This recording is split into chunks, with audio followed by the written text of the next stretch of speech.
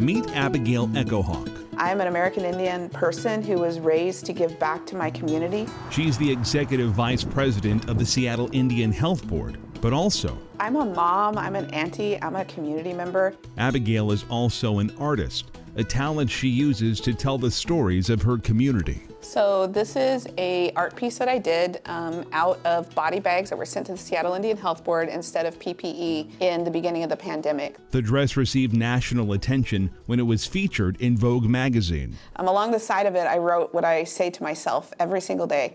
I'm the tangible manifestation of my ancestors' resiliency. It is also adorned with red handprints to honor missing and murdered Indigenous women. One of the comments that my kids made was like, hey mom, you can see all your fingerprints. I was like, yes, because if I ever go missing, I would have never left you.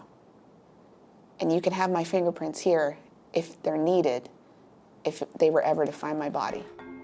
The issue of missing and murdered Indigenous women is such a serious issue in Washington that state lawmakers have created a task force. Abigail is one of the 23 task force members. In January of this year, I contributed to a report that was issued by the state of Wyoming on missing and murdered Indigenous women, girls, and people. We found in that report more than 700 Native people were missing in the state of Wyoming. When that report was released, we saw a few articles, we saw a few mentions, and then nothing. We're back with the mystery gripping the nation, the desperate search for a missing woman. Fast forward to this past September, when 22-year-old Gabby Petito went missing in Wyoming, only to be found dead a short time later. Why is what's happening on a daily basis to Native people not getting as much attention as this one case got nationwide? We need to see the same efforts happening for everybody, regardless of race and ethnicity. Echo-Hawk says ignoring these stories makes Native communities feel invisible. For one young, white, beautiful woman, we saw more movement to find that one woman than we found for more than 700 missing Native people. Petito is believed to have been killed by her boyfriend, a situation all too familiar in the Native community. American Indian Alaska Native women face some of the highest rates of domestic violence and sexual assault of any race or ethnic group in this country. More than 4 in 5 American Indian and Alaska Native women and men have experienced violence in their lifetime. Stats from the National Institute of Justice also show more than 1 in 3 experienced violence in just the past year. What are some of the biggest issues Native communities are facing today?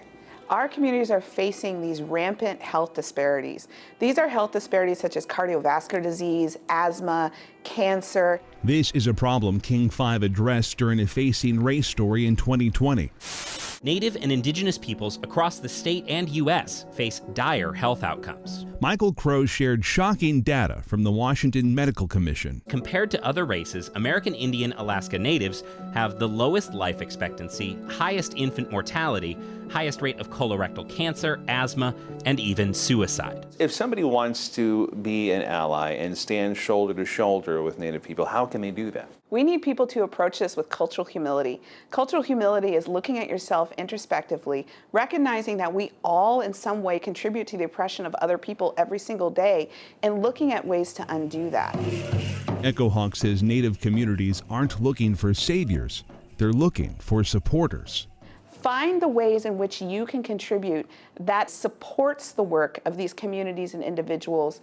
We don't need you to save us. What we need is true allies to stand with us as we do this fight to reach equity for our people. Through her work, Echo-Hawk honors the past while paving the road for the future. I am blessed to be a community member serving my community, and I also can't wait for that next generation so I can step aside and let the next brilliant, beautiful voices lead our communities into prosperity.